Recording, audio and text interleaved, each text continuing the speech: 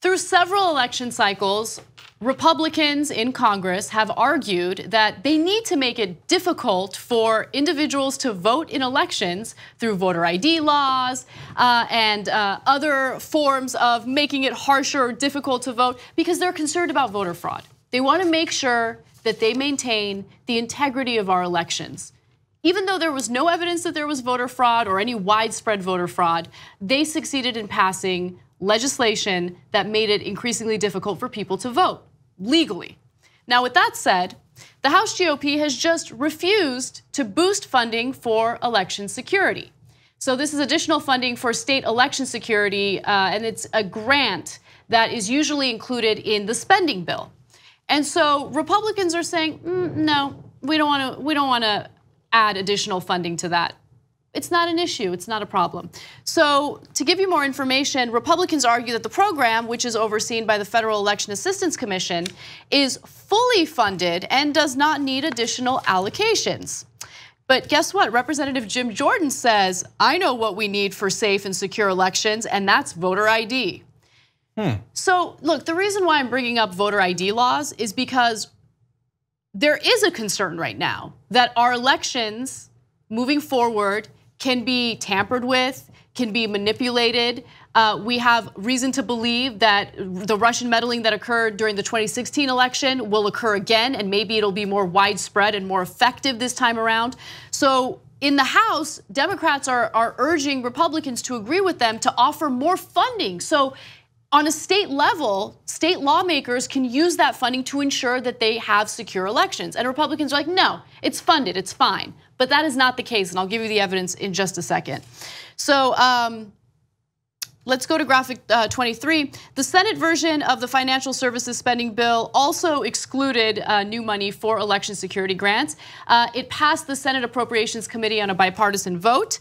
And also, here is the reality of how the elections get funded for security purposes. The Federal Election Assistance Commission that administers the election security grant program to states currently only has 2 of 4 commissioners, so it's understaffed, not enough to form a quorum and approve new voluntary voting system guidelines against which the voting system can be tested to determine if they meet required standards. So there's an issue right there.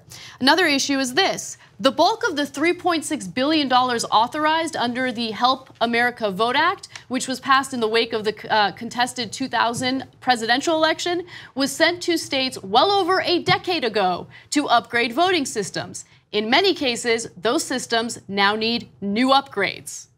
So they are referring to money that was given to the states a decade ago. And they're saying, no, it's funded, it's fine, it's fine. But those voter ID laws, let's do something about that. That's actually almost 2 decades ago. And they say, well, there's still a little bit of money left in that appropriation. And that is true, to be fair.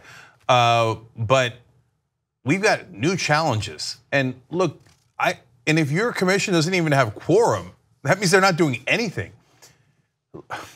Any American who actually cares about our democracy should be deeply concerned that foreign agents are trying to hack in. And by the way, Dan Coates, the director of national intelligence under Trump, says it's not just the Russians, it's also the Chinese, it's also the North Koreans and the Iranians. So those are the top 4 countries trying to break in through cyber attacks into America. He explains the Chinese are more interested in trade and business secrets that they're trying to steal. The Russians are the most aggressive foreign actor in terms of trying to mess with our elections.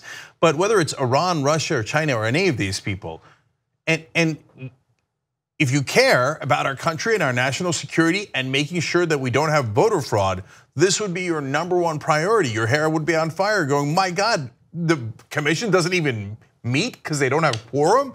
That's crazy. Instead, the Republicans are saying, don't worry about it, there's some leftover money, we'll be fine. Now, why are they saying that? 1, Trump won, I don't care what you say, I don't care, Trump won, it wasn't the Russians, okay? That's point 1. Point 2 is, I think they secretly think, looks like the Russians are on our side, meaning the Republican side. Well, I mean, I know that the Republicans aren't necessarily looking forward to the midterm elections.